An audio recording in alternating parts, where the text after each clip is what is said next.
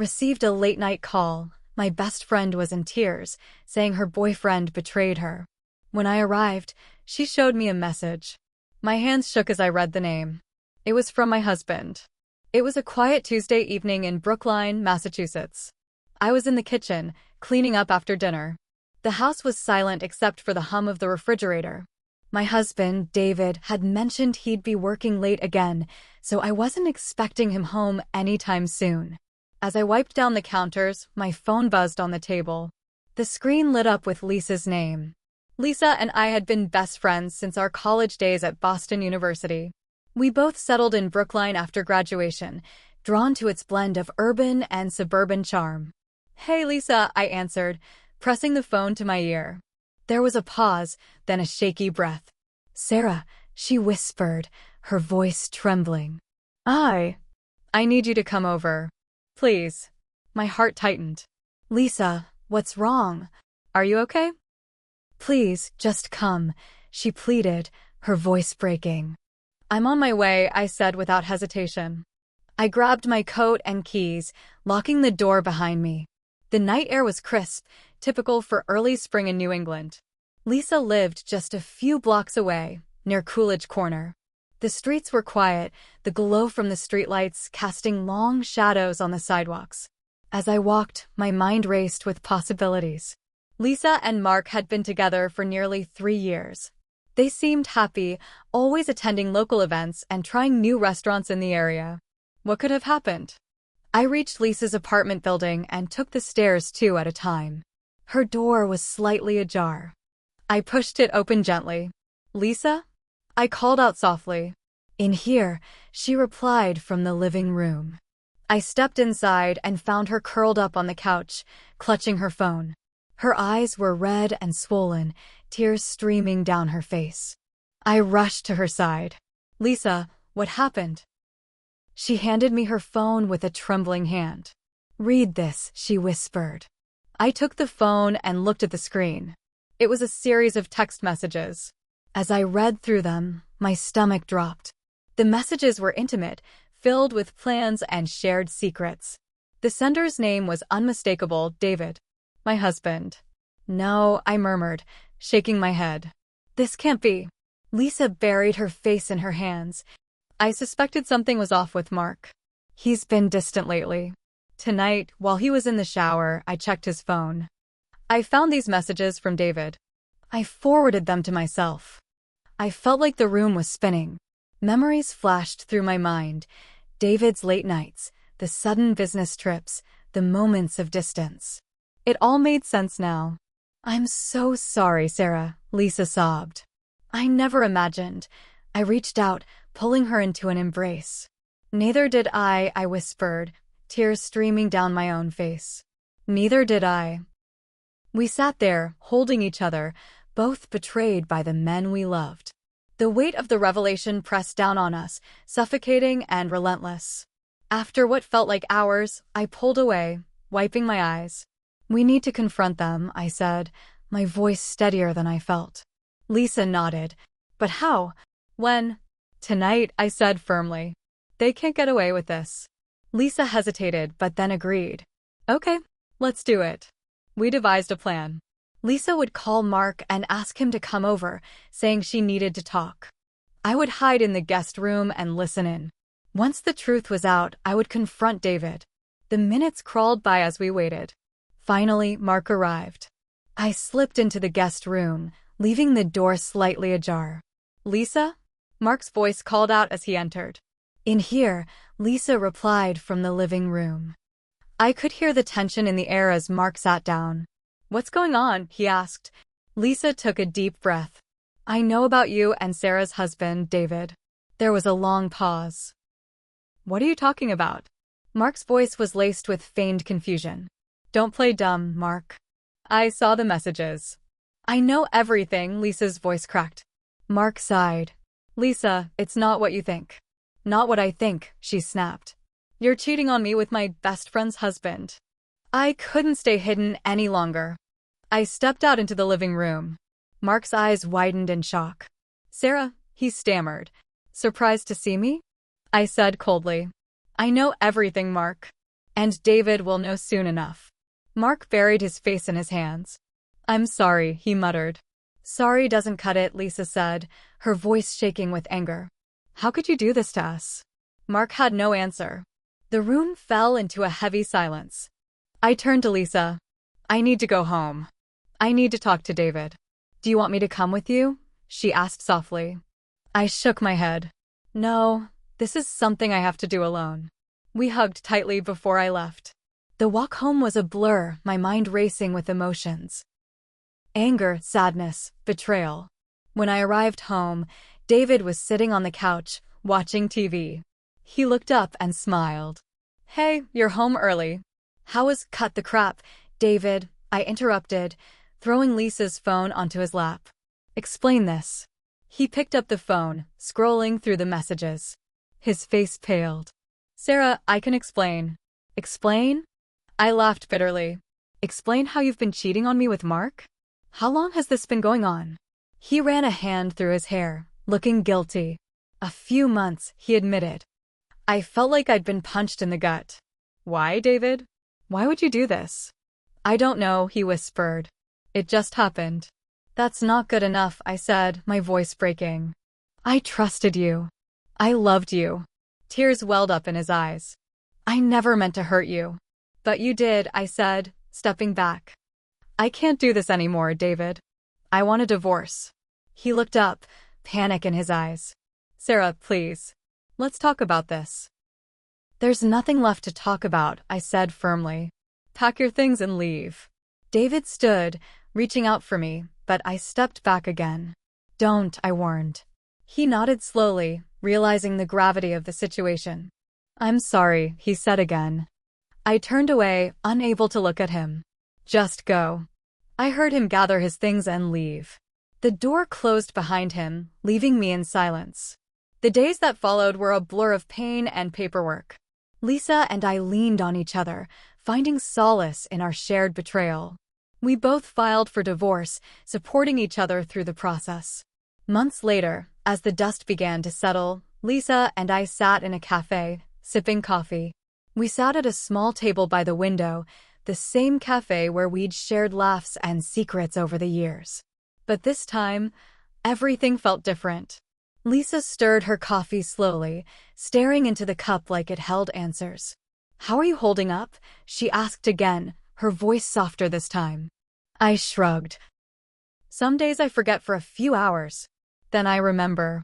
Then it all crashes back. Lisa nodded. Same. I keep thinking I've hit rock bottom, then something pulls me deeper.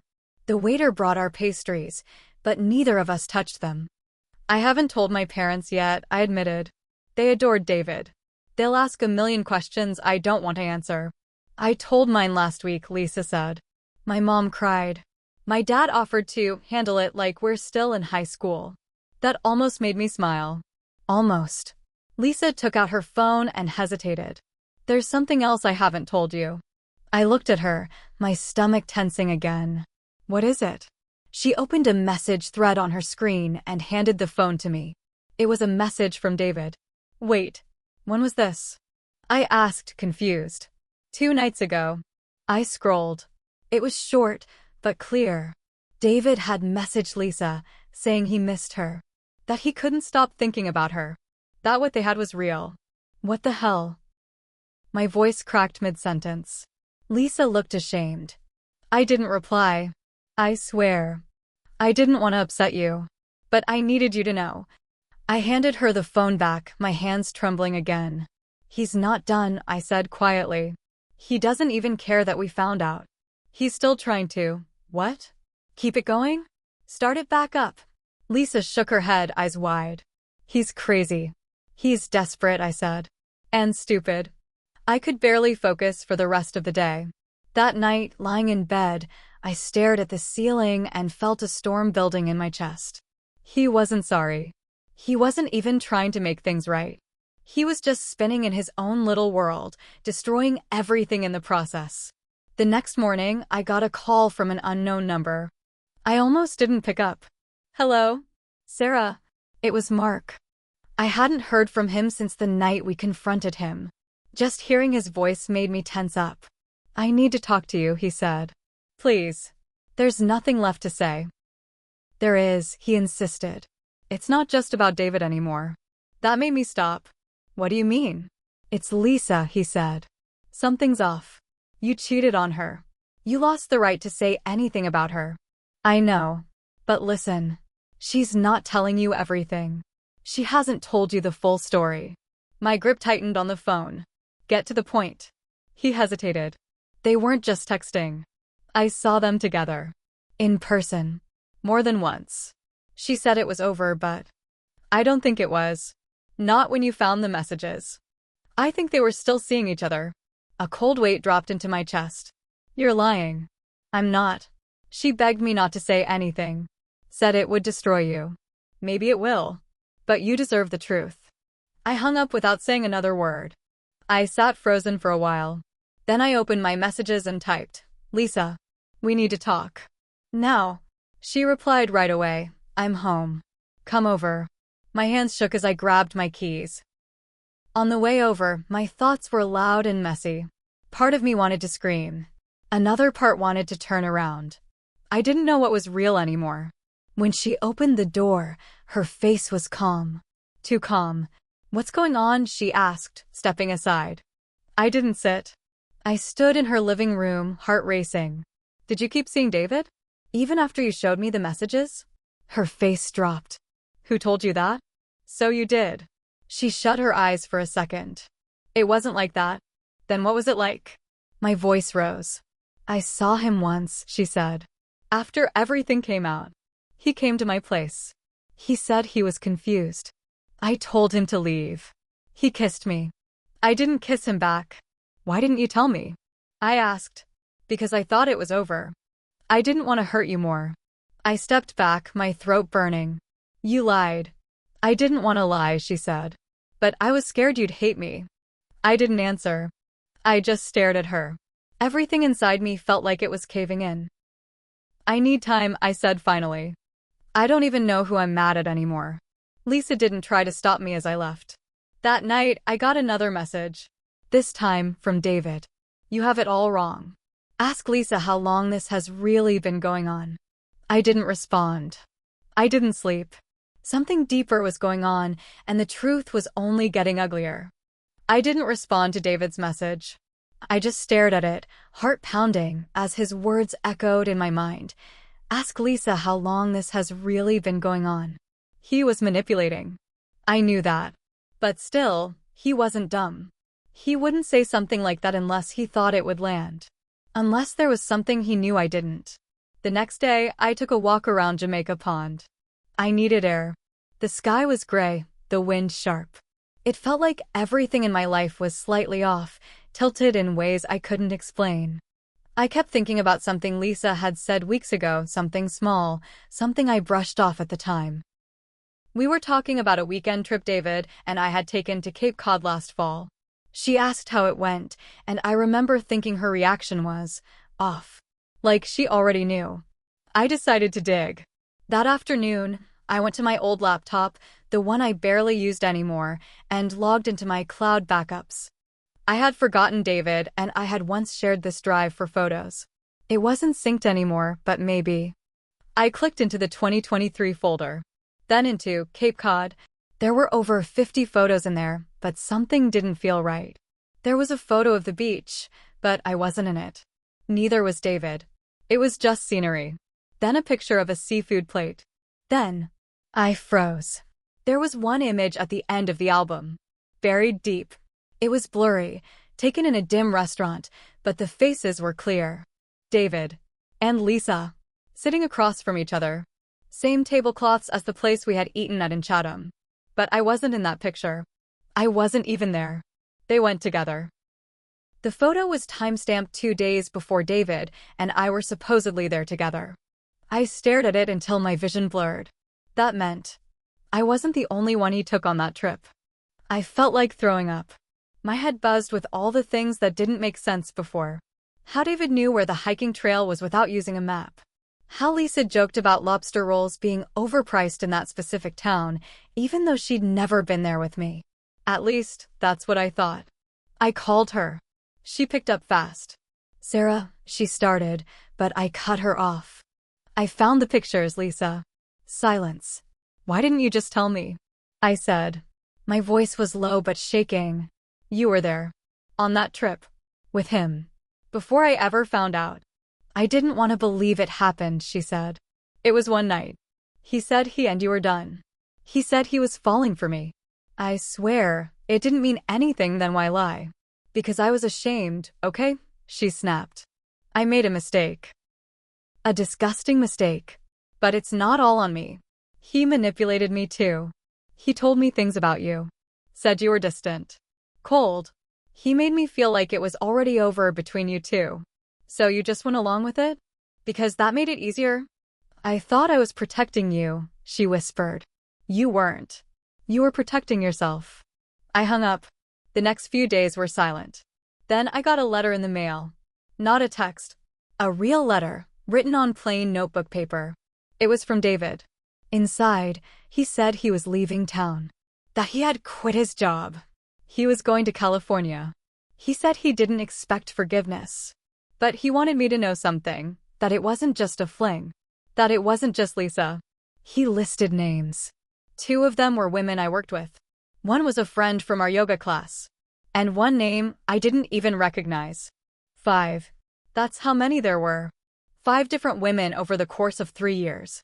The letter ended with, "You didn't do anything wrong." I'm broken. And I wanted to break everything good in my life before it could leave me first. I read that sentence again and again. I didn't cry this time. Instead, I went back to Lisa's apartment. When she opened the door, I handed her the letter. She read it without saying a word.